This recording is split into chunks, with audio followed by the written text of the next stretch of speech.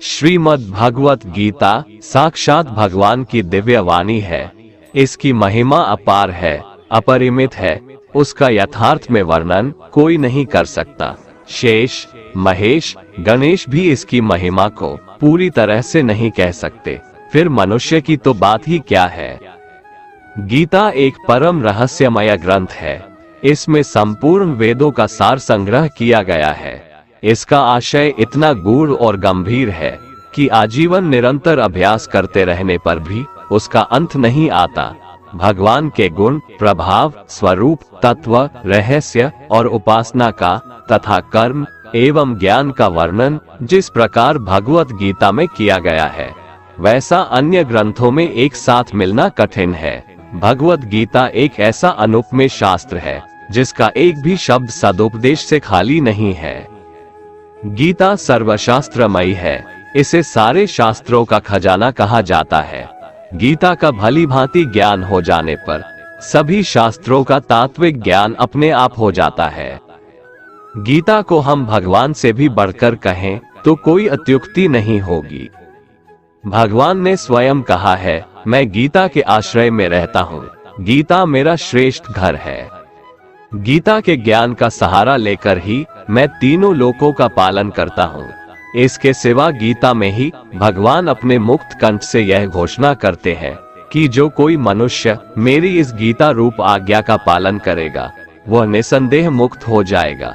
यही नहीं, भगवान कहते हैं कि जो कोई इसका अध्ययन भी करेगा उसके द्वारा मैं ज्ञान यज्ञ से पूजित होऊंगा।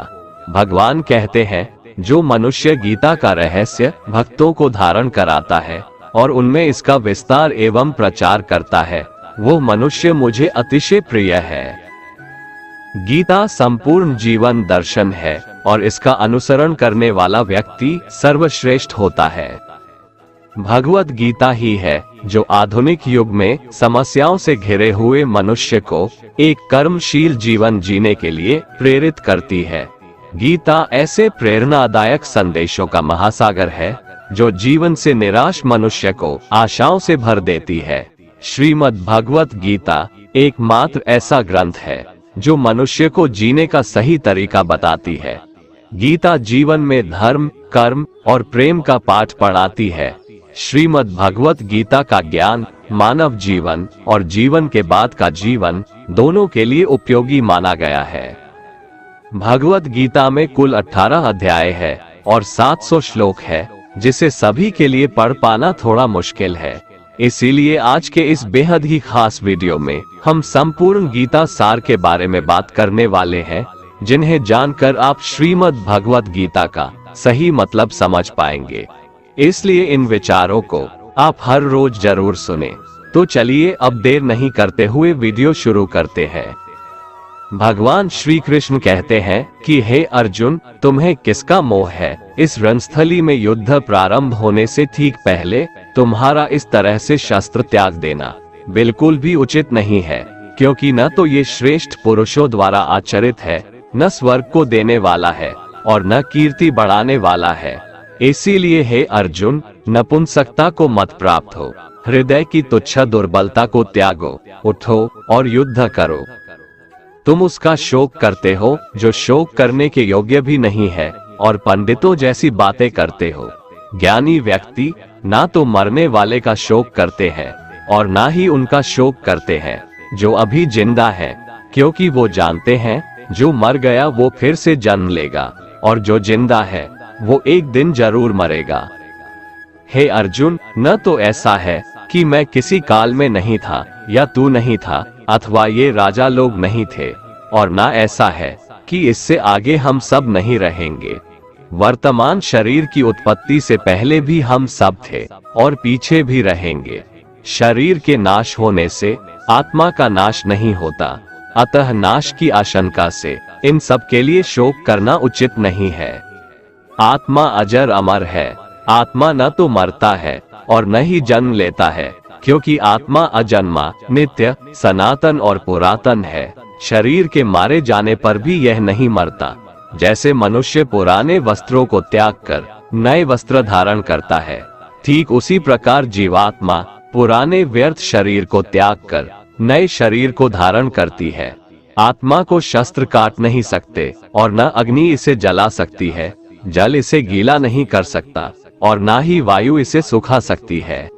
परंतु फिर भी अगर तुम इस आत्मा को सदा जन्म लेने वाला और सदा मरने वाला समझता है, तो भी हे महाबाहो, तू इस प्रकार का शोक करने के योग्य नहीं है, क्योंकि इस मान्यता के अनुसार जन्मे हुए की मृत्यु निश्चित है और मरे हुए का जन्म लेना भी निश्चित है। हे अर्जुन, अपने धर्म से भागकर तुम भय मत कर, क्योंकि क्षत्रिय के लिए धर्मयुक्त युद्ध से बढ़कर दूसरा कोई कल्याणकारी कर्तव्य नहीं है। हे पार्थ, अपने आप प्राप्त हुए और खुले हुए स्वर्ग के द्वार रूपी इस प्रकार के युद्ध को भाग्यवान क्षत्रिय लोग ही पाते हैं। किंतु अगर तुम इस धर्मयुक्त युद्ध को नहीं करेगा, तो स्वधर्म और कीर्ति को खोकर पाप को प्राप्त होगा तथा युगों युगों तक तुम्हारे अपकीर्ति की चर्चा होगी। सम्मानित पुरुष के लिए अपकीर्ति मौत से भी बढ़कर है। या तो तुम युद्ध में मारा जाएगा और स्वर्ग को प्राप्त होगा, या तो संग्राम में जीतकर पृथ्वी का राज्य भोगेगा। इस कारण हे अर्जुन, उठ और युद्ध कर। जय पराजय, लाभ हानि और सुख दुख को समान समझकर युद्ध के लिए तैयार हो जा। इस प्रकार युद्ध करने से तू पाप को नहीं प्राप्त होगा और यही तुम्हारा सबसे बड़ा धर्म और कर्म है। ये संसार मेरी ही माया है, ये संसार मुझसे ही उत्पन्न हुआ है। मैं ही इसका पालन पोषण करता हूँ और मैं ही इस सृष्टि का विनाश करता हूँ। मैं जल में रस हूँ, चंद्रमा और सूर्य में प्रकाश हूँ, संपूर्ण वेदों में ओंकार हूँ, आकाश में शब्द और पुरुषों में पुरुषत्व हूँ। मैं ही सूर्य रूप से तपता हूँ, वर्षा का आकर्षण करता हूँ और उसे बरसाता हूँ। हे अर्जुन, मैं ही अमृत और मृत्यु हूँ, सत असत भी मैं ही हूँ। मैं धरती की मधुर सुगंध हूँ, मैं अग्नि की ऊष्मा हूँ, सभी जीवित प्राणियों का जीवन और सन्यासियों का आत्म स्वयं भी मैं ही हूँ। मैं भूत, वर्तमान और भविष्य के सभी प्राणियों को जानता हूँ, लेकिन वास्तविकता में मुझे कोई नहीं जानता। हमेशा शक करने वाला व्यक्ति कभी शांति प्राप्त नहीं कर पाता है। वह ना तो इस लोक में धन, ऐश्वर्य या यश की प्राप्ति कर सकता है और ना ही परलोक में स्वर्ग की प्राप्ति कर सकता है, क्योंकि जब तक मनुष्य किसी भी विषय में संशय युक्त रहता है, तब तक वह उस विषय में सफलता नहीं पा सकता। इसलिए संदेह करने से बचें। हे अर्जुन, तुम्हारा क्या गया जो तुम रोते हो? तुम क्या लाए थे जो तुमने खो दिया? तुमने क्या पैदा किया था जो नष्ट हो गया? तुमने जो लिया यहीं से लिया, जो दिया यहीं पर दिया। जो आज तुम्हारा है कल किसी और का होगा, क्योंकि परिवर्तन ही संसार का नियम है और समय के साथ संसार में हर चीज परिवर्तन के नियम का पालन करती है। भगवान श्री कृष्ण कहते हैं, कर्मयोग ही वह योग है जिसके माध्यम से हम अपनी जीवात्मा से जुड़ पाते हैं। कर्मयोग हमारे आत्मज्ञान को जागृत करता है। इसके बाद हम न केवल अपने वर्तमान जीवन के उद्देश्यों को, बल्कि जीवन के बाद की अपनी गति का पूर्वाभास प्राप्त कर सकते हैं। इस योग में कर्म के द्वारा ईश्वर की प्राप्ति की जाती है। श्रीमद् भगवद गीता में कर्मयोग को सर्वश्रेष्ठ माना गया है। गृहस्थ और कर्मठ व्यक्ति के लिए ये योग अधिक उपयुक्त है। कर्म योग सिखाता है कि कर्म के लिए कर्म करो, आसक्ति रहित होकर कर्म करो। कर्मयोगी इसीलिए कर्म करता है कि कर्म करना उसे अच्छा लगता है और इसके परे उसका कोई हेतु नहीं है। कर्मयोगी कर्म का त्याग नहीं करता, वह केवल कर्मफल का त्याग करता है और कर्मजनित दुखों से मुक्त हो जाता है। उसकी स्थिति इस संसार में एक दाता के समान है और वह कुछ पाने की कभी चिंता नहीं करता। वह जानता है कि वह दे रहा है और बदले में कुछ मांगता नहीं, और इसीलिए वह दुख के चंगुल में नहीं पड़ता।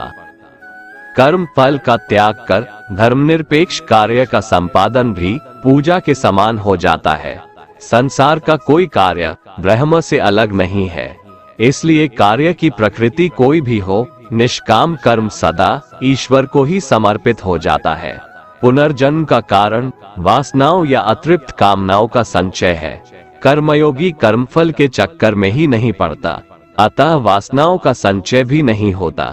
इस प्रकार कर्मयोगी पुनर्जन्म के बंधन से भी मुक्त हो जाता है।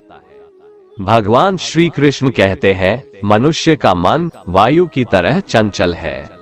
यह मन ही है जो मनुष्य को काम वासनाओं की तरफ भटकाता रहता है। अगर जीवन को सफल बनाना है तो मन पर काबू करना बहुत जरूरी है। मन को वश में करने से दिमाग की शक्ति केंद्रित होती है, जिससे कार्यों में सफलता मिलने लगती है। गीता के अनुसार जिस व्यक्ति ने अपने मन पर काबू पा लिया, वह मन में पैदा होने वाली बेकार की चिंताओं और इच्छाओं से भी दूर रहता है। साथ ही व्यक्ति अपने लक्ष्य को भी आसानी से प्राप्त कर लेता है। अगर मन को वश में नहीं करोगे तो वह तुम्हारा सबसे बड़ा शत्रु बन जाएगा। भगवान कहते हैं, जो मनुष्य सुख और दुख में शांत रहता है, जिसके राग, भय और क्रोध नष्ट हो गए हैं, जो मनुष्य शुभ और अशुभ वस्तु को पाकर न प्रसन्न होता है और न द्वेष करता है, जिन्होंने अपनी इंद्रियों को वश में कर लिया है, वो स्थिर बुद्धि मनुष्य मुनि के समान है। ऐसा मनुष्य स्थिर चित्त और इंद्रियों को वश में करके ज्ञान द्वारा परमात्मा को प्राप्त करके हमेशा संतुष्ट रहता है। क्रोध मनुष्य को नरक की ओर ले जाने वाला द्वार है। क्रोध करने से व्यक्ति का मन अशांत हो जाता है और उसकी स्मरण शक्ति भ्रमित हो जाती है। स्मृति में विभ्रम होने से उसकी बुद्धि नष्ट हो जाती है और फिर व्यक्ति का पतन हो जाता है।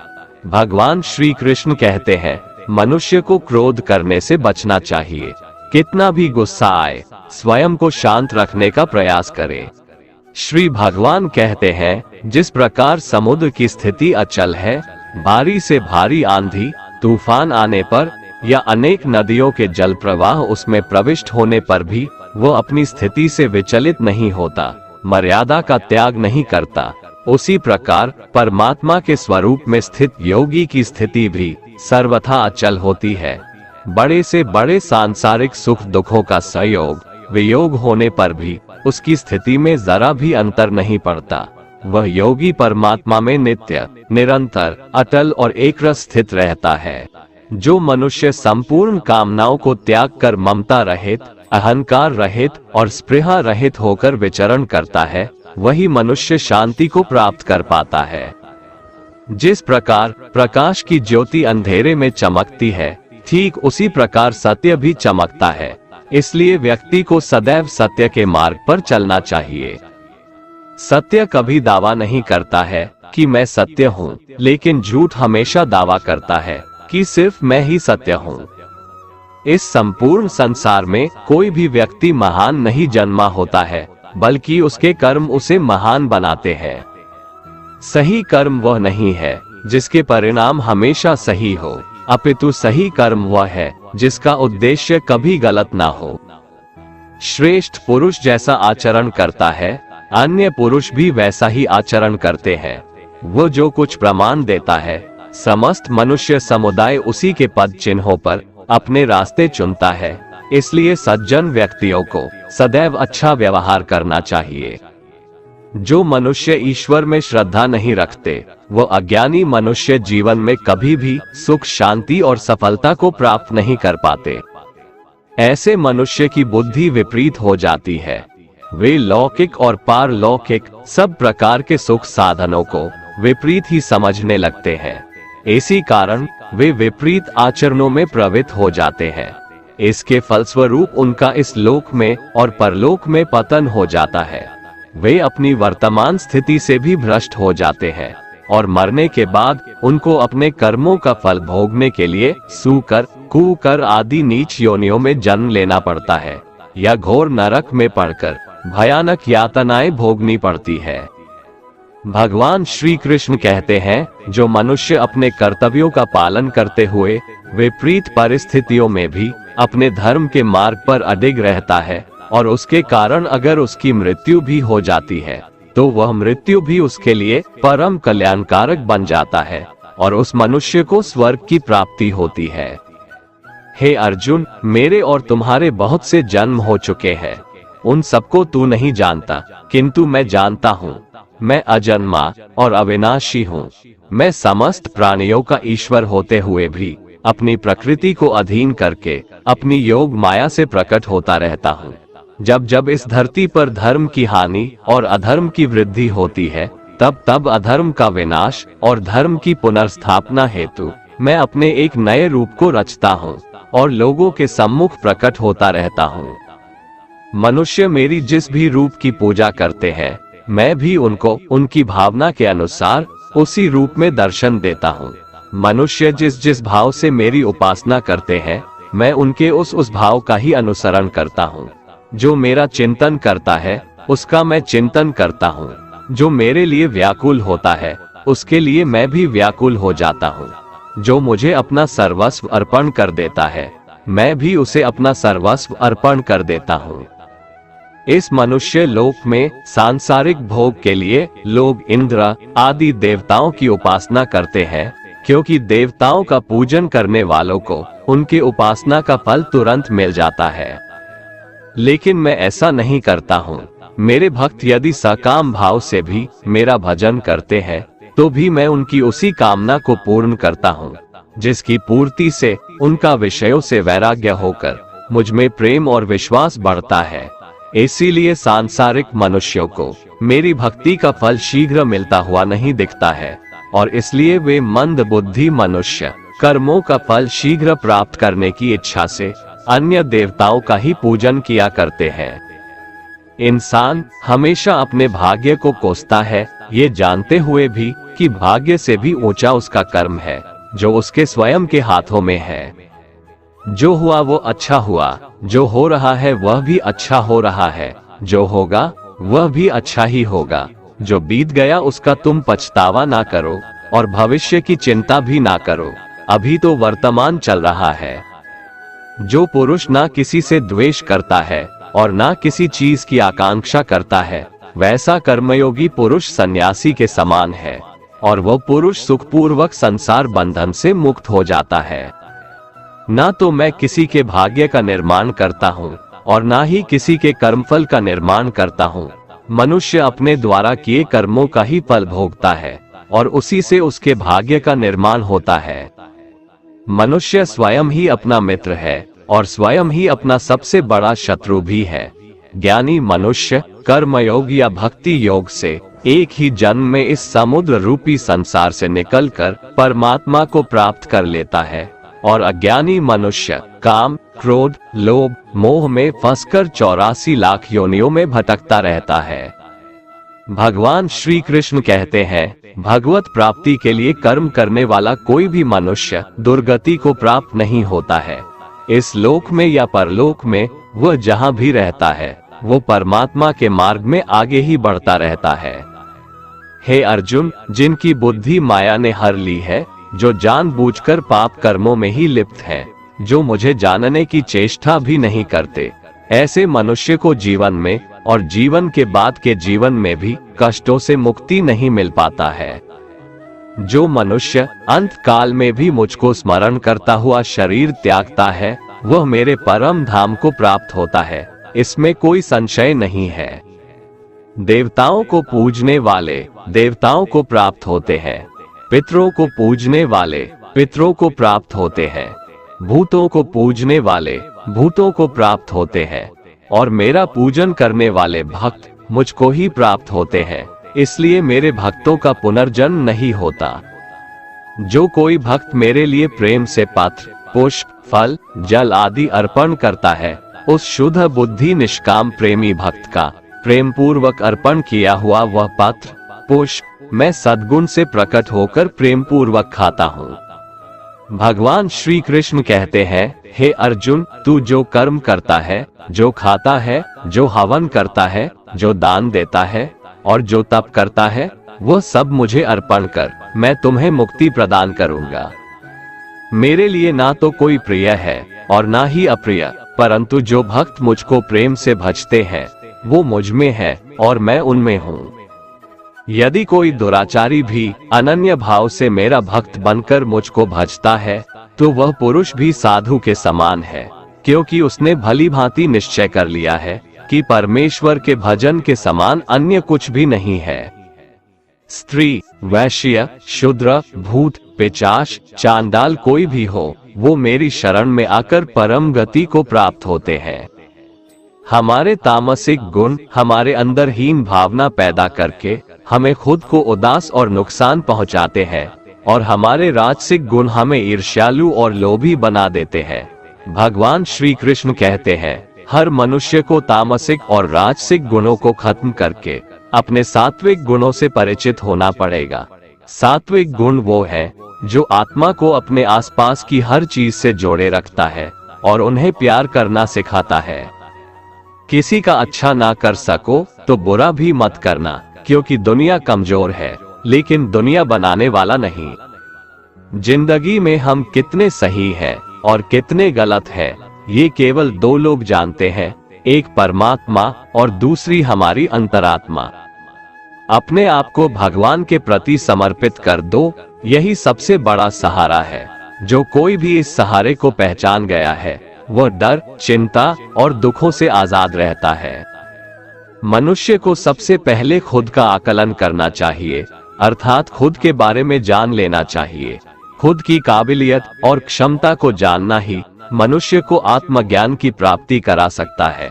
जब तक मनुष्य खुद के बारे में जान नहीं लेगा, तब तक उस मनुष्य का उद्धार नहीं हो सकता। श्रीमद् भगवद गीता में भगवान श्री कृष्ण कहते हैं कि हर एक मनुष्य को अपने आप पर पूरा भरोसा करना चाहिए, क्योंकि जो लोग खुद पर विश्वास करते हैं वह अवश्य ही सफलता प्राप्त करते हैं। ऐसा भी बताया जाता है कि जो व्यक्ति जैसा विश्वास करता है आखिरकार वैसा ही बन जाता है।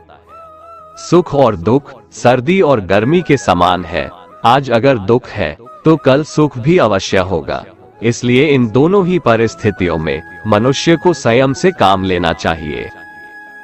जो मनुष्य अपने सभी काम में मन लगाकर अपना कार्य करते हैं और वो छोटे से छोटे कार्यों में भी खुशी ढूंढ ही लेते हैं, वो लोग निश्चित ही अंत में सफलता प्राप्त करते हैं। वहीं दूसरी तरफ ऐसे मनुष्य भी होते हैं जो अपने काम को बस एक बोझ समझकर बस पूरा कर देना चाहते हैं और अपने किसी भी काम को सही ढंग से नहीं करते हैं। तो ऐसे मनुष्य हमेशा ही अपने जीवन में पीछे रह जाते हैं। जो लोग स्वार्थी प्रवृत्ति के हैं, जो सिर्फ अपना मतलब साधने में लगे रहते हैं, जिन्हें दूसरों की भलाई से कोई मतलब नहीं है, ऐसे लोगों का कभी भला नहीं होता। श्री कृष्ण ने गीता सार में उन लोगों के लिए इस उपदेश के माध्यम से बहुत बड़ी सीख दी है। भगवान कहते हैं, स्वार्थ शीशे में फैली धूल की तरह है, जिसकी वजह से व्यक्ति अपना प्रतिबिंब ही नहीं देख पाता। इंसान का स्वार्थ उसे अन्य लोगों से दूर ले जाकर नकारात्मक हालातों की तरफ धकेलता है, जिसके चलते व्यक्ति अकेला रह जाता है। अगर आप चाहते हैं कि आप भी अपना जीवन खुशीपूर्वक व्यतीत करें, तो इसके लिए यह जरूरी है कि आप अपने स्वार्थ को कभी अपने पास नहीं आने दें, क्योंकि स्वार्थी मनुष्य दोस्ती भी सिर्फ अपना स्वार्थ निकालने के लिए करते हैं। ईश्वर हमेशा मनुष्यों का साथ देता है। जो व्यक्ति इस प्रभावशाली सत्य को मान लेता है तो उसका जीवन पूरी तरह बदल जाता है। सृष्टि निर्माता ईश्वर ही है जो संपूर्ण जगत को चला रहा है। वहीं इंसान तो बस ईश्वर की हाथ की एक कठपुतली है। इसलिए इंसान को कभी अपने भविष्य या फिर अतीत की चिंता नहीं करनी चाहिए, क्योंकि हर विकट परिस्थिति में ईश्वर इंसान का साथ देता है और उसे मुश्किल से बाहर निकालता है। इसलिए हम सभी को ईश्वर पर भरोसा रखना चाहिए। श्रीमद् भगवत गीता में श्री कृष्ण ने यह उपदेश दिया है कि अपने काम को पहले प्राथमिकता दें और पहले अपने काम को पूरा करने की कोशिश करें, तभी दूसरे का काम करें। क्योंकि जो लोग पहले अपने काम को नहीं करते और दूसरे का काम करते रहते हैं, वे लोग अक्सर परेशान रहते हैं। मनुष्य अपने हृदय से जो दान कर सकता है वो अपने हाथों से नहीं कर सकता, और मौन रहकर जो कुछ वो कह सकता है वो शब्दों से नहीं कह सकता। जो चीजें हमारे दायरे से बाहर हो उसमें समय गंवाना मूर्खता ही होगी। किसी भी व्यक्ति को ना तो समय से पहले और ना ही भाग्य से अधिक कुछ मिलता है, लेकिन उसे पाने के लिए सदैव प्रयत्नशील रहना चाहिए। जो मनुष्य मेरे पर मन लगाते हैं मेरी भक्ति करते हैं, मैं उनको वो सब कुछ प्रदान करता हूँ जो उनके पास नहीं है, और जो उनके पास है मैं उनकी रक्षा भी करता हूँ। इसलिए ये बहुत जरूरी है कि हम अपने बुरे वक्त में परमात्मा पर भरोसा रखें। भगवान श्री कृष्ण कहते हैं, कितना भी बुरा वक्त आ जाए कभी विचलित नहीं होना चाहिए, बल्कि डटकर उसका सामना करना चाहिए, क्योंकि इस संसार का नियम है, जो आया है उसे दुख का सामना करना पड़ेगा। रोने से और चिंता करने से कोई फायदा नहीं होने वाला है, बल्कि इससे दुख और बढ़ेगा। जीवन में आगे बढ़ने के लिए और अपनी अलग पहचान बनाने के लिए यदि आपको क्रांतिकारी भी बनना पड़े तो इससे पीछे न हटें। कहने का सीधा मतलब ये है कि जरूरत के हिसाब से खुद में बदलाव करें और समाज के बारे में न सोचते हुए अपने काम पूरे करें। जीवन में दोस्तों की भूमिका बहुत अहम होती है। सच्चे दोस्तों की पहचान हमेशा मुश्किल वक्त में ही होती है। जिस तरह भगवान कृष्ण ने पांडवों के मुश्किल वक्त में उनका साथ दिया था, वैसे ही आपको भी अपने दोस्तों का साथ देना चाहिए। इसके साथ ही आपको ऐसे ही दोस्त बनाने चाहिए जो आपके मुश्किल वक्त में आपके साथ खड़े रहें। जीवन में हार जीत लगी रहती है, लेकिन सफलता सिर्फ उसी व्यक्ति को मिलती है जो अपनी गलतियों और हार से सीख लेकर आगे बढ़े। हार कर निराश होना किसी भी समस्या का हल नहीं है। किसी भी परिस्थितियों से लड़ने के लिए उसके लिए एक बेहतर रणनीति बनाना बहुत जरूरी है। बिना रणनीति के आप हर मोर्चे पर कामयाब नहीं हो पाएंगे। यदि पांडव भी श्री कृष्ण द्वारा बनाई गई रणनीति का पालन नहीं करते तो शायद कौरवों के खिलाफ हुए युद्ध में उन्हें जीत नहीं मिलती। गीता के 10वें अध्याय में भगवान श्री कृष्ण कहते हैं कि हे अर्जुन, मैं सभी प्राणियों के हृदय में स्थित सबका आत्मा हूँ। संपूर्ण प्राणियों का आदि, मध्य और अंत भी मैं ही हूँ। मैं सूर्य हूँ, मैं वेदों में सामवेद हूँ, देवों में इंद्र हूँ, इंद्रियों में मन हूँ, मैं ब्रह्मा हूँ, मैं विष्णु हूँ, मैं महेश हूँ, जलाशयों में मैं समुद्र हूँ, पर्वतों में मैं हिमालय हूँ। इस संपूर्ण संसार में तुम जो कुछ भी देख पाते हो सब मैं ही हूँ। कोई आदमी चाहे लाख चीजें जान ले, चाहे वो पूरे जगत को जान ले, लेकिन अगर वह स्वयं को नहीं जानता तो वह अज्ञानी है। अगर कोई आपको ठुकरा दे तो बुरा मत मानना, क्योंकि वे वास्तव में आपकी कीमत नहीं जानते।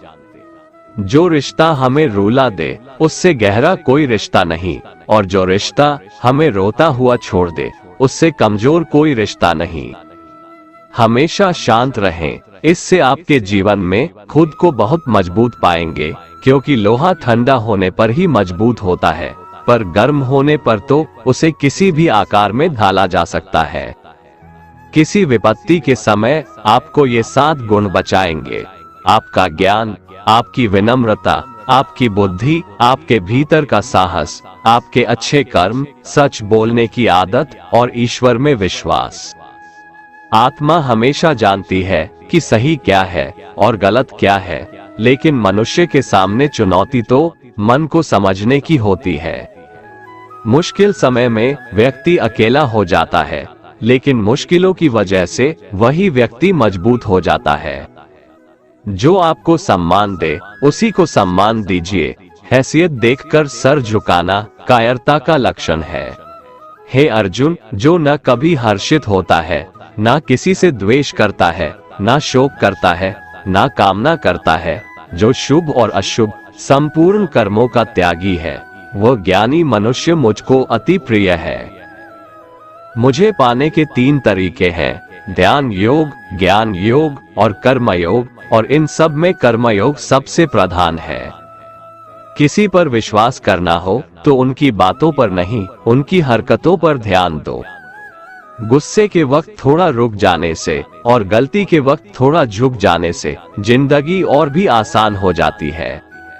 भगवान श्री कृष्ण कहते हैं, जो मनुष्य मुझे जान लेता है वह जन्म मरण के बंधनों से मुक्त हो जाता है।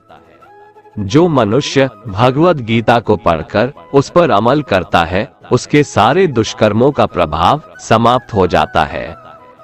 जो भाग्य में है वो भाग कर आएगा, और जो भाग्य में नहीं है वो आकर भी भाग जाएगा।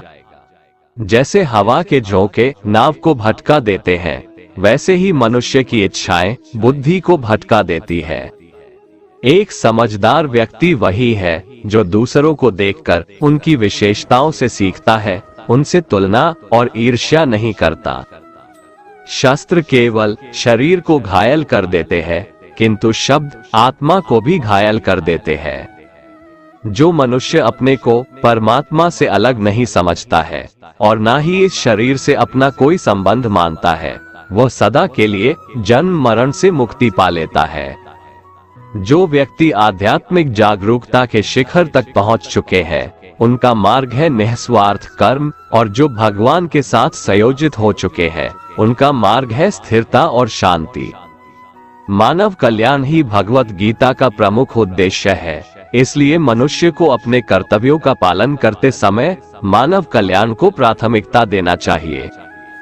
श्री कृष्ण कहते हैं, जो तुम्हारा साथ देता है तुम उसका साथ दो, जो तुम्हें धोखा देता है तुम उसे त्याग दो। जिस जगह आपका सम्मान नहीं हो, वहां पर कभी जाना नहीं चाहिए, वरना लोग आपको कमजोर और बेवकूफ समझेंगे। जहां बारिश ना हो वहां फसल खराब हो जाती है, और जहां संस्कार ना हो वहां नस्ल भी खराब हो जाती है। जो लोग ये कहते हैं मेरे पास वक्त नहीं है, असल में उनके खास रिश्तों की गिनती में आपका नाम ही नहीं है। हे अर्जुन, वह जो वास्तविकता में मेरे उत्कृष्ट जन्म और गतिविधियों को समझता है, वह शरीर त्यागने के बाद पुनः जन्म नहीं लेता और मेरे परम धाम को प्राप्त होता है।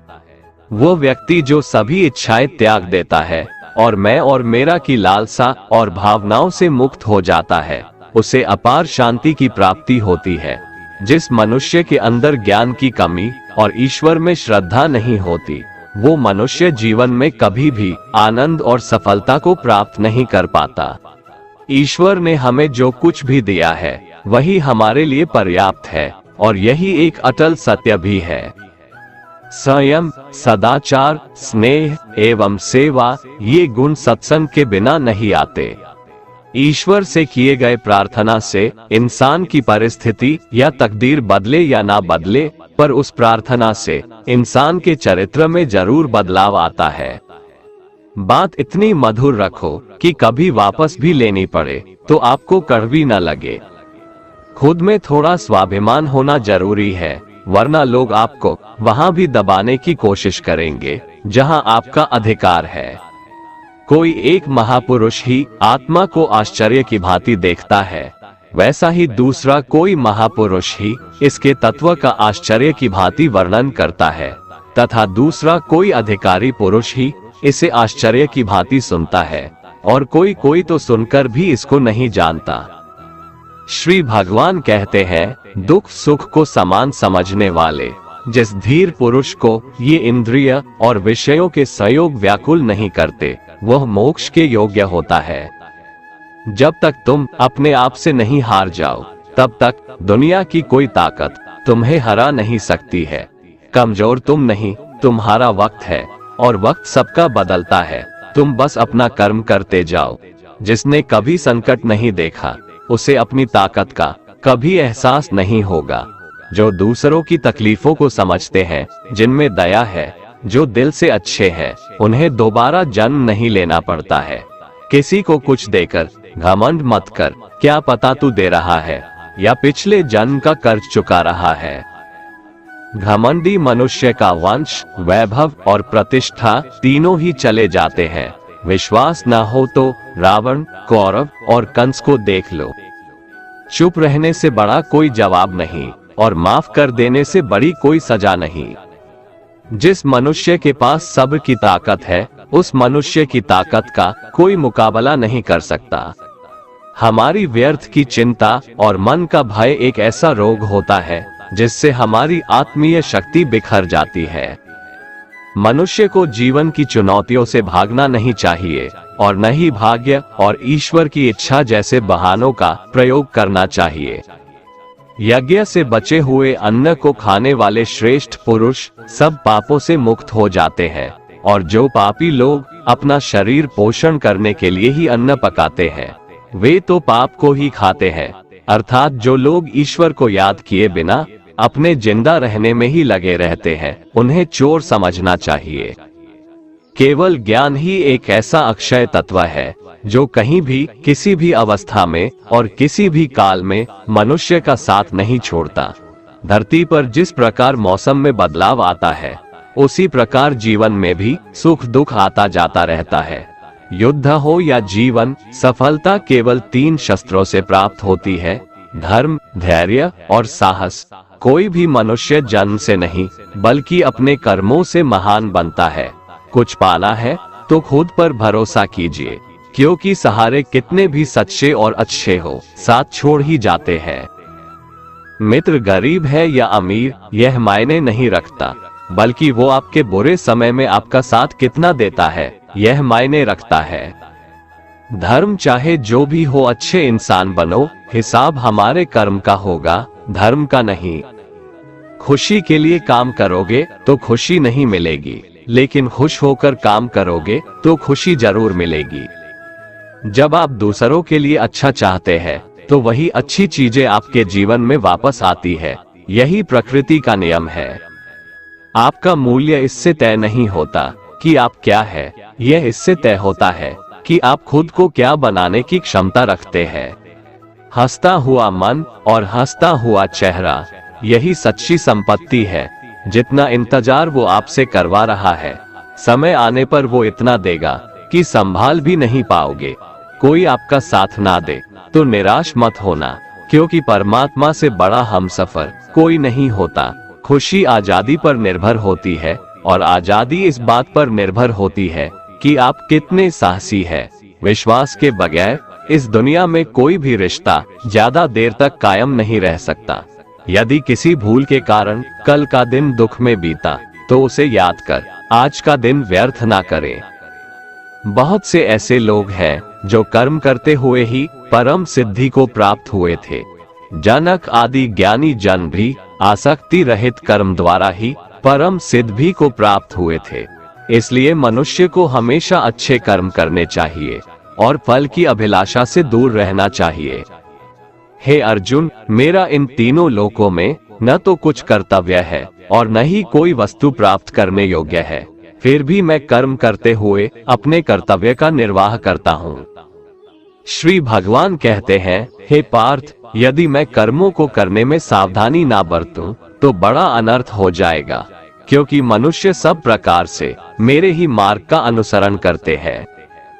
इस दुनिया में हारे हुए इंसान की, तकलीफ में पड़े हुए इंसान की कोई मदद नहीं करता, और अगर कोई इंसान थोड़ा सा सफल हो जाए तो उससे कोई खुश नहीं होता। इसलिए अपना दुख किसी को बताओ मत और अपनी खुशी किसी के आगे जताओ मत। मनुष्य का आहार हमेशा सात्विक और संतुलित होना चाहिए।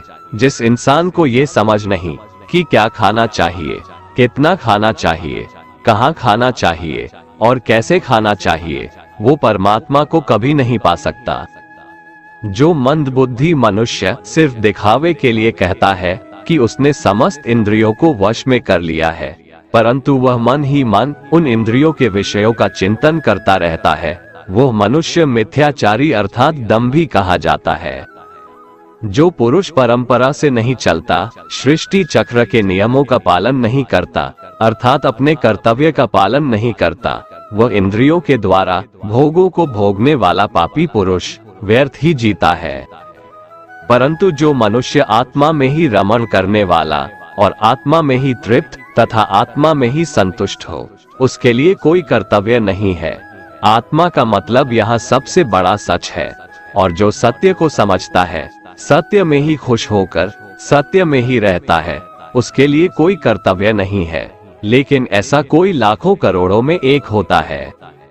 उस महापुरुष का इस विश्व में न तो कर्म करने से कोई प्रयोजन रहता है और न कर्मों के न करने से ही कोई प्रयोजन रहता है, तथा संपूर्ण प्राणियों में भी इसका स्वार्थ से कोई संबंध नहीं रहता। कहने का सीधा मतलब है, जिसे परमात्मा मिल चुका है वह कोई और दूसरा कर्म क्यों करे। जो ज्ञानी है, जिन्हें ईश्वर की सच्चाई मालूम हो चुकी है, उनकी ये जिम्मेदारी बन चुकी है कि उनके काम करने के तरीके से कहीं किसी और के मन में काम करने के प्रति अश्रद्धा या अपमान ना पैदा हो जाए।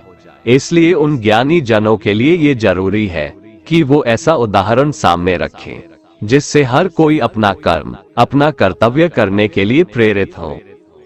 तामसिक गुण वाले व्यक्ति आलस्य या नींद इसी प्रकार के कर्म करते हैं।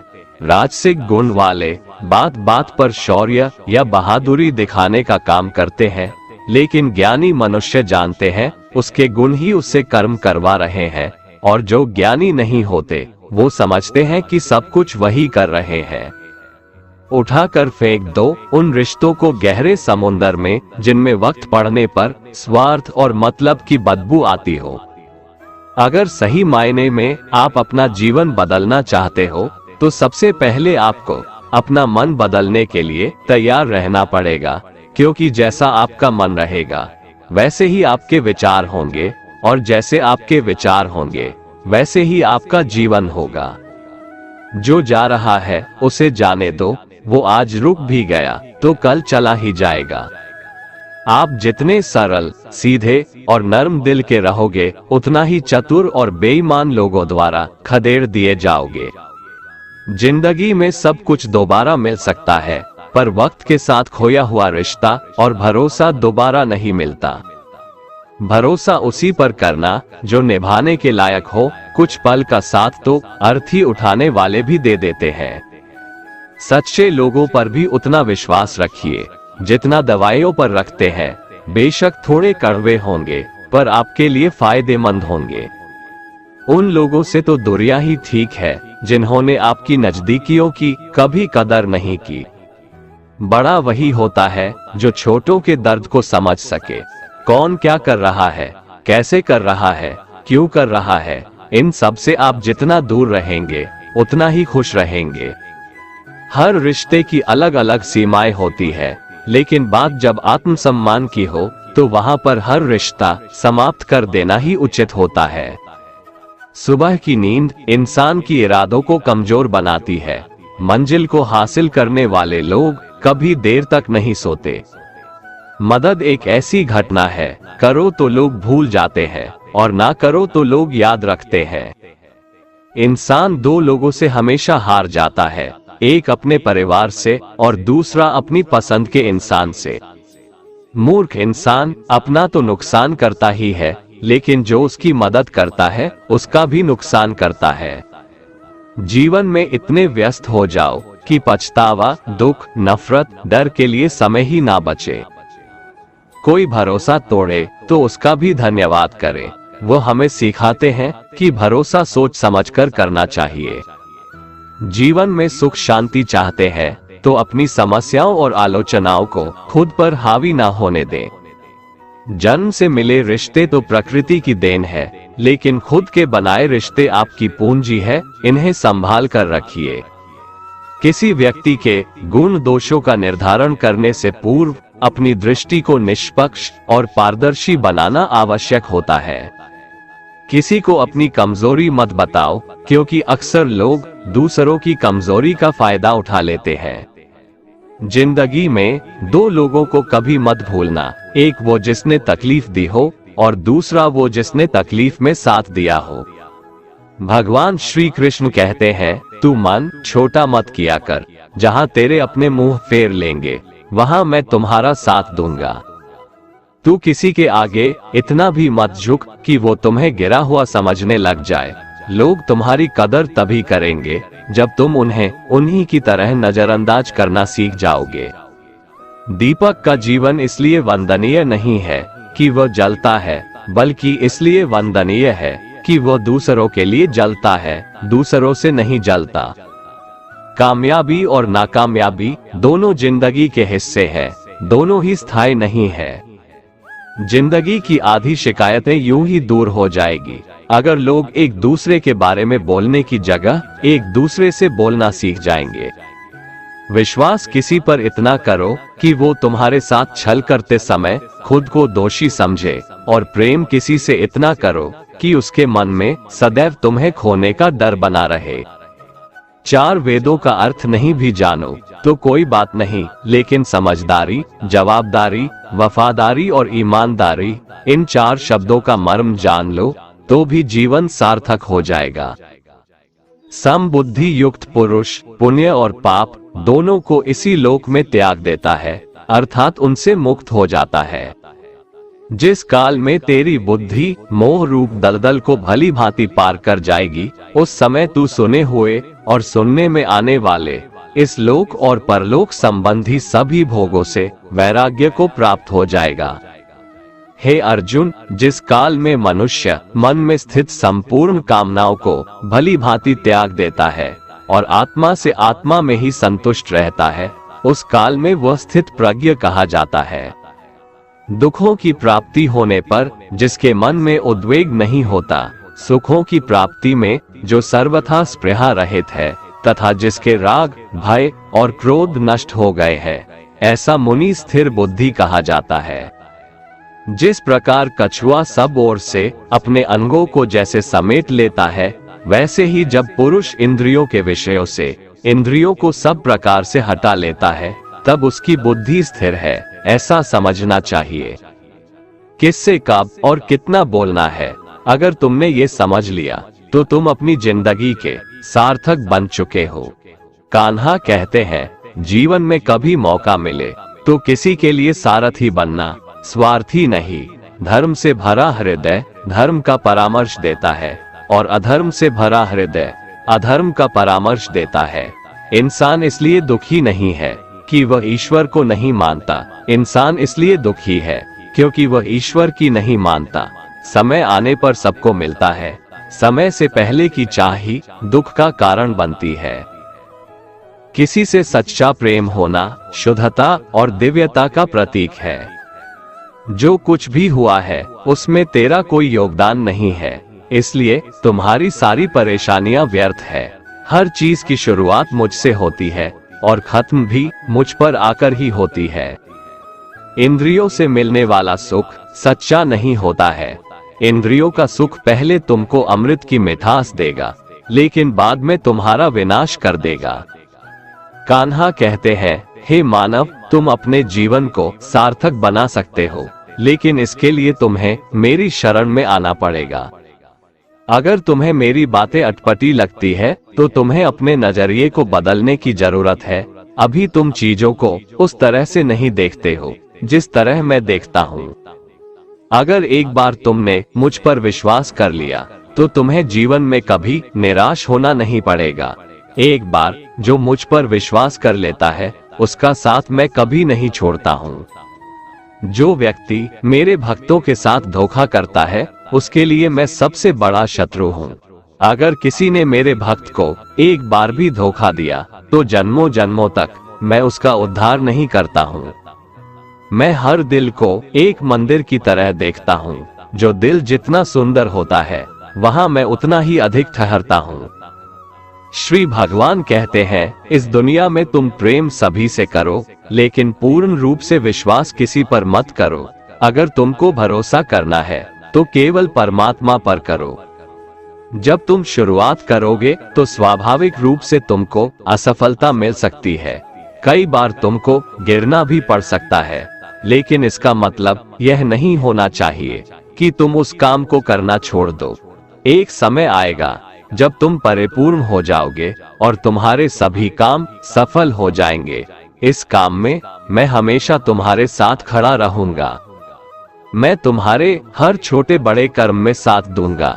तुम्हारा जो दिल करे उसको करो, लेकिन नम्रता और सरलता के साथ, अहंकार के साथ नहीं।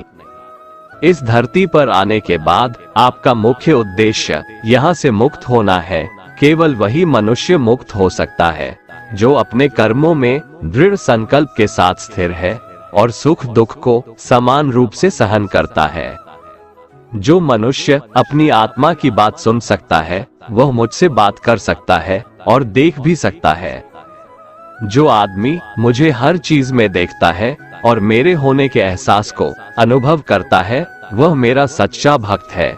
ऐसे भक्तों से मुझे प्रेम है। ऐसा कोई नहीं है जिसका सदियों से अस्तित्व है और ना ही ऐसा कोई है जिसका सदियों बाद अस्तित्व रहेगा। यहाँ कुछ स्थायी नहीं है। मैं सभी के घरों में निवास करता हूँ। मेरी ऊर्जा सभी जगह समान रूप से वितरित है। जो मुझे पहचान लेता है उसको मैं भक्ति रस प्रदान करता रहता हूँ। दुनिया का सबसे बड़ा पापी अगर समर्पण के साथ मेरी सच्ची उपासना करे तो मैं उसको भी शुद्ध कर देता हूँ। जो तुमने सुना है उस पर विश्वास मत करो। कुछ लोग अपने विवेक से मुझे अपना बनाते हैं, कुछ लोग ज्ञान से, कुछ लोग कर्म से, कुछ योग से।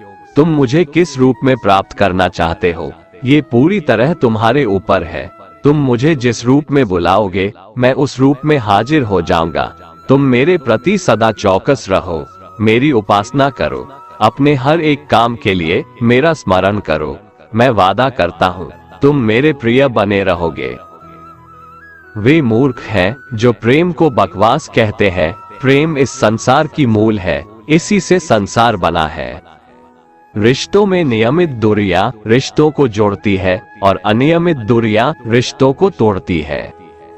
मनुष्य अपने विश्वास से निर्मित होता है। जैसा वो विश्वास करता है वैसा वो बन जाता है। कृष्ण कहते हैं धर्म के लिए लड़ना सीखो, अधर्मी का काल बनना सीखो और अपनों के लिए त्याग करना सीखो। सत्य हमेशा पानी में तेल की एक बूंद के समान होता है। कितना भी असत्य का पानी डाले वह हमेशा ऊपर ही तैरता है। अपने जीवन में कभी भी ना किसी को आनंद में वचन दो, ना क्रोध में उत्तर दो और ना ही दुख में कभी निर्णय लो। कोई आदमी चाहे लाख चीजें जान ले, चाहे वो पूरे जगत को जान ले, लेकिन अगर वह स्वयं को नहीं जानता तो वह अज्ञानी है। अपना काम बनाने के लिए लोग आपकी तारीफ करेंगे, आपसे रिश्ता बनाने की कोशिश करेंगे, लेकिन उनके व्यवहार को सच मानकर अगर आप फंस जाएंगे तो आगे चलकर आपको ही नुकसान होगा। अक्सर आपको चोट वही लोग पहुंचाते हैं जो आपके अपने होते हैं, जो आपके दिल के ज्यादा करीब होते हैं। गीता का ये सबसे महत्वपूर्ण ज्ञान है, क्योंकि महाभारत की लड़ाई पराये लोगों में नहीं थी, यह एक ही परिवार की लड़ाई थी। चाहे आप किसी की मदद करो या मत करो, लेकिन जानबूझकर कभी किसी का दिल नहीं दुखाना चाहिए, क्योंकि जब किसी का दिल आपकी वजह से दुखता है तो हमेशा याद रखना कि आपको भी वो दर्द एक दिन जरूर मिलेगा। कभी भी किसी भी चीज की अति नहीं करनी चाहिए, क्योंकि किसी भी चीज की अति आपको ही नुकसान पहुंचाएगी। इसलिए जीवन को संतुलन के साथ जीना चाहिए। जो आपके साथ अधर्म करे, पाप करे, गलत करे, उसे सजा जरूर देना चाहिए। अगर आप उसे सहते हैं तो वो आपके साथ और गलत करता है और आप उससे भी बड़े पाप के भागीदार बन जाएंगे। इसलिए ज्ञानी व्यक्ति को चाहिए कि वो अपने साथ हो रहे गलत का विरोध करना सीखे। जीवन में कभी वो मत करो जो लोग करते हैं, हमेशा वही करो जो तुम्हारे लिए सही है। भगवान श्री कृष्ण कहते हैं जो इंसान अपनी रक्षा खुद नहीं कर सकता या फिर अपनी रक्षा करने का प्रयास भी नहीं करता, ऐसे मनुष्यों की रक्षा भगवान भी नहीं करते। जो इंसान खुद के महत्व को नहीं जानता, वैसे इंसान को कोई भी महत्व नहीं देता है। बुरा इंसान कभी अपनी बुराई नहीं छोड़ता। आप चाहे उसके साथ कितना भी अच्छा चलो, वो आपको तकलीफ जरूर देगा। इसलिए जो जैसा है उसके साथ वैसा ही व्यवहार करना चाहिए। जो इंसान समय की कदर नहीं करता, समय भी उस इंसान की कदर कभी नहीं करता है, और वैसा इंसान जीवन में कभी भी सुख, शांति और सफलता को प्राप्त नहीं कर पाता है। संगति का मनुष्य के जीवन पर बहुत गहरा प्रभाव पड़ता है। अच्छा इंसान अगर बुरे लोगों के संगत में रहेगा तो वो भी एक दिन बुरा बन जाएगा। इसलिए हमेशा अच्छे लोगों के संगत में रहें। इस दुनिया में परमात्मा के सिवा किसी को अपना मत समझो। यहाँ कोई अपना नहीं है, क्योंकि जब दुनिया के सारे रास्ते बंद हो जाते हैं तो ईश्वर की तरफ जाने वाला रास्ता हमेशा खुला रहता है। बुरे लोग हमेशा बुरे कर्म करते हैं, फिर भी वह जीवन में सुखी और संपन्न रहते हैं, जबकि अच्छे लोग जीवन भर अच्छे कर्म करते हैं, फिर भी उसे अपमान और दर्द ही मिलता है। अक्सर लोगों के मन में ऐसा सवाल रहता है कि जो लोग अच्छे कर्म करते हैं वो परेशान रहते हैं, वहीं जो बुरे कर्म करते हैं वो खुशी से रह रहे होते हैं।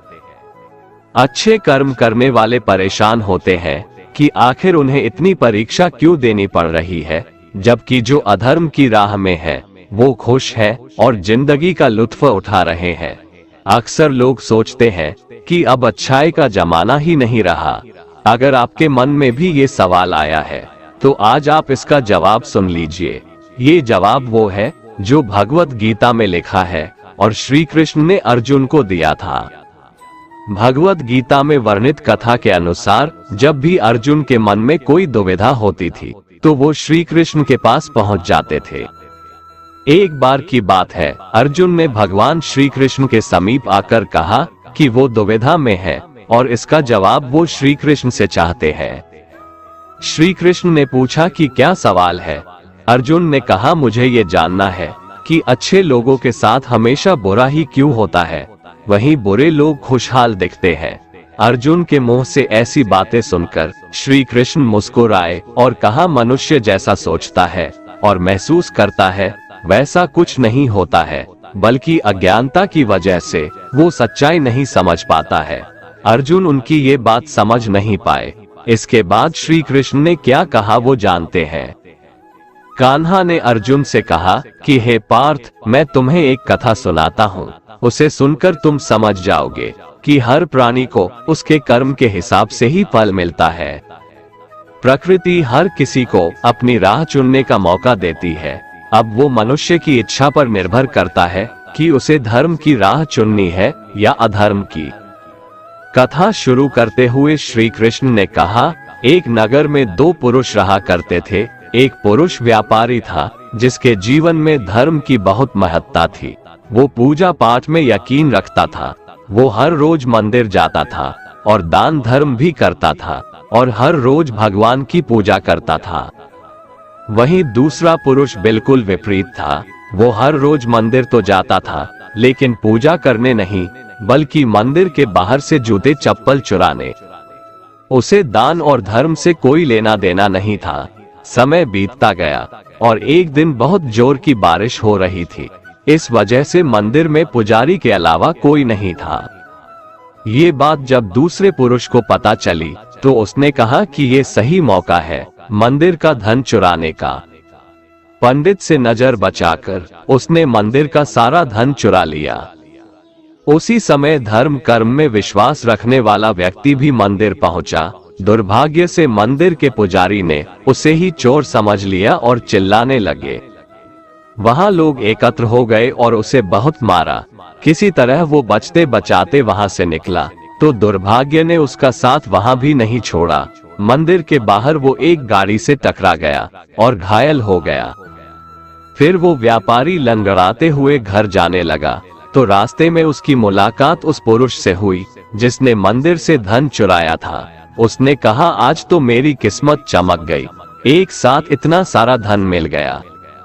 ये सब देखकर उसे बहुत बुरा लगा और उसने अपने घर से भगवान की सारी तस्वीरें निकाल दी। कुछ सालों बाद दोनों की पुरुषों की मृत्यु हो गई। मरने के बाद जब दोनों यमराज की सभा में पहुंचे और भले पुरुष ने दूसरे व्यक्ति को देखा तो उसे बहुत गुस्सा आया। उसने क्रोधित होकर यमराज से पूछ ही लिया, मैं तो हमेशा अच्छे कर्म करता था, दान में विश्वास रखता था, उसके बदले जीवन भर मुझे अपमान और दर्द ही मिला और इस व्यक्ति को नोटों से भरी पोटली, आखिर ऐसा भेदभाव क्यों? इस पर यमराज ने कहा, पुत्र तुम गलत समझ रहे हो। जिस दिन तुम्हारी गाड़ी से टक्कर हुई थी वो दिन तुम्हारे जीवन का आखिरी दिन था, परंतु तुम्हारे अच्छे कर्मों की वजह से तुम्हारी मौत सिर्फ एक छोटी से चोट में बदल गई।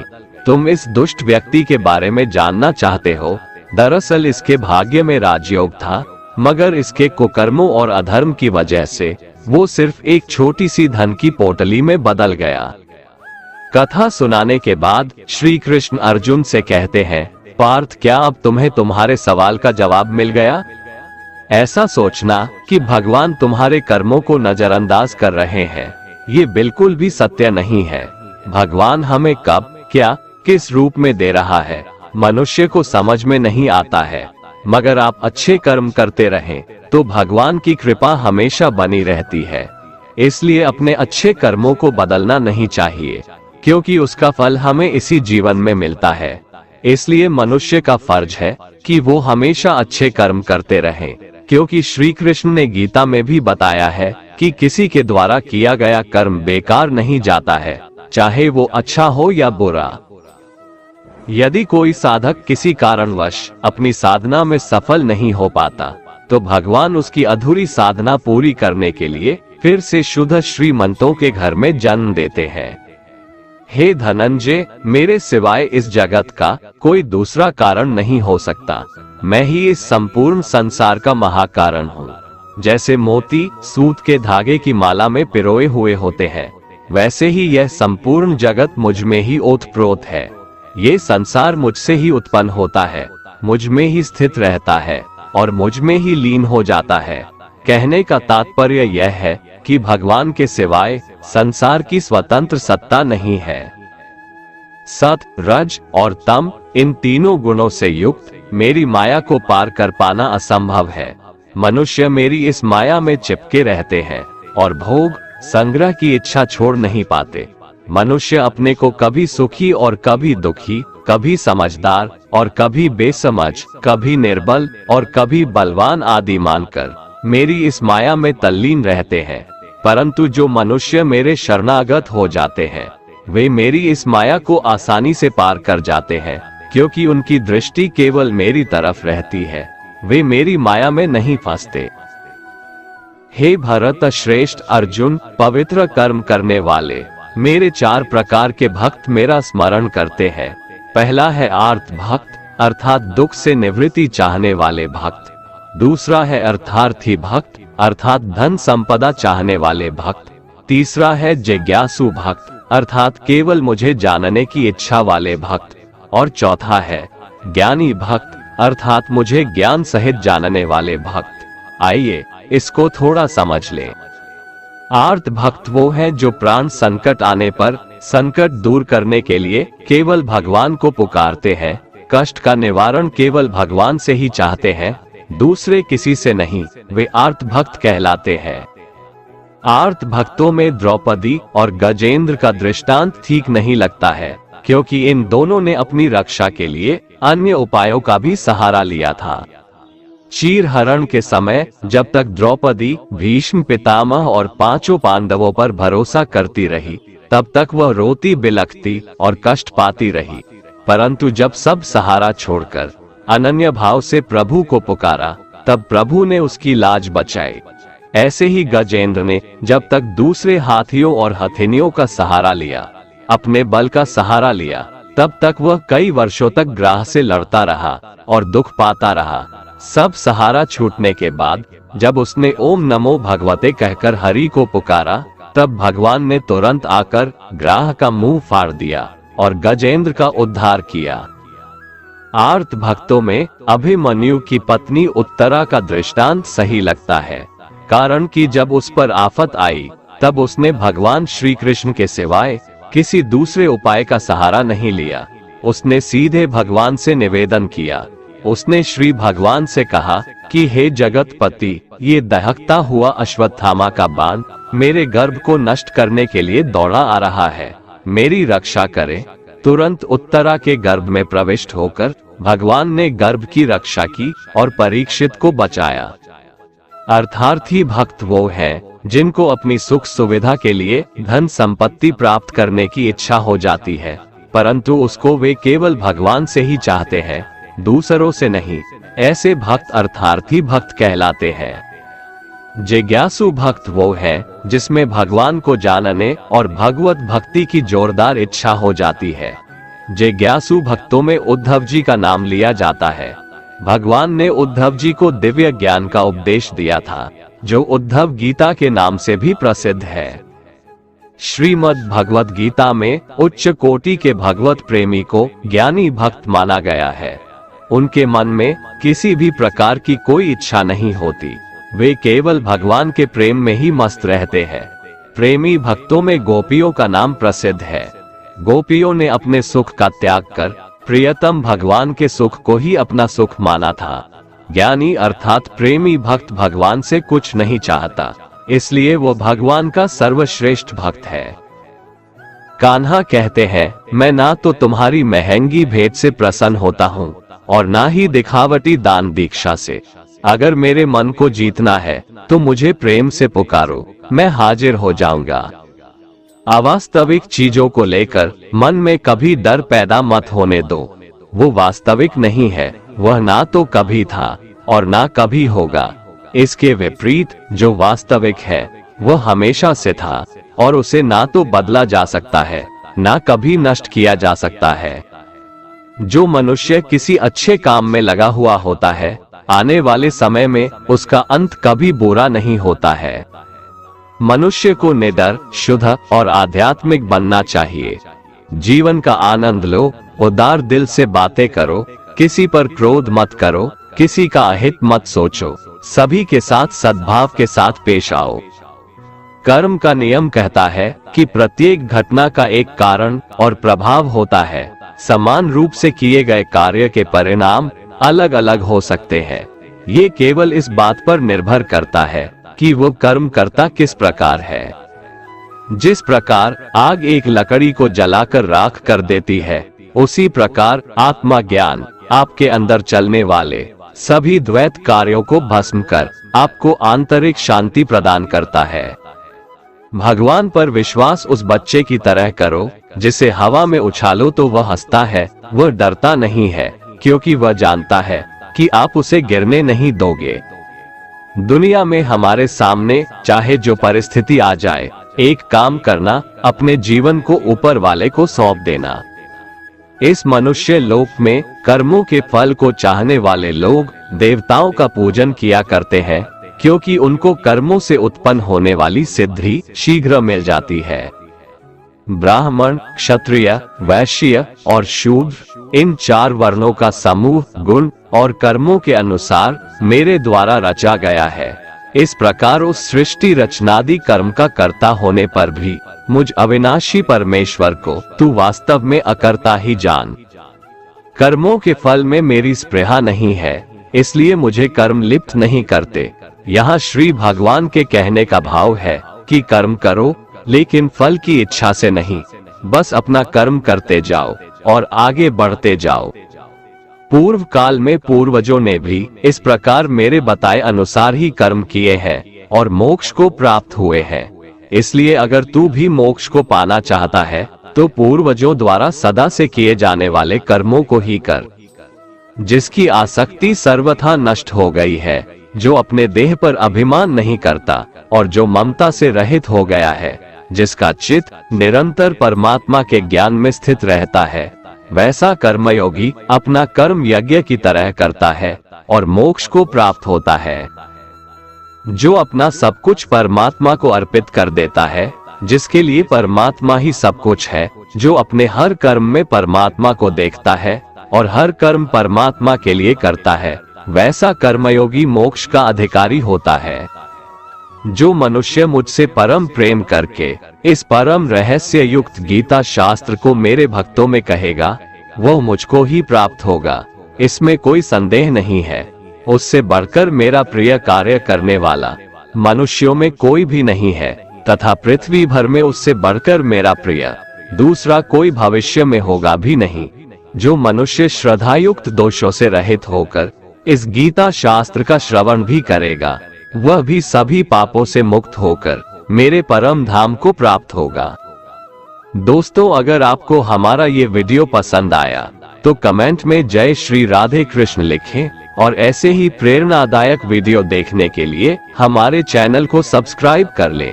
जय श्री राधे कृष्ण।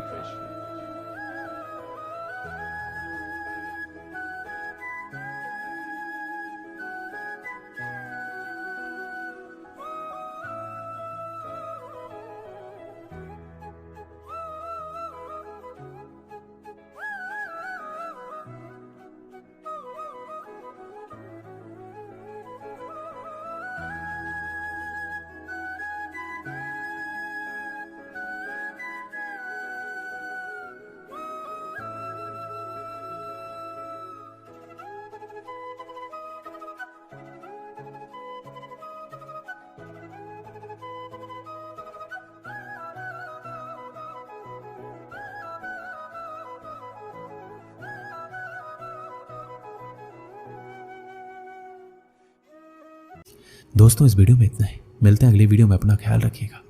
धन्यवाद। जय श्री कृष्णा।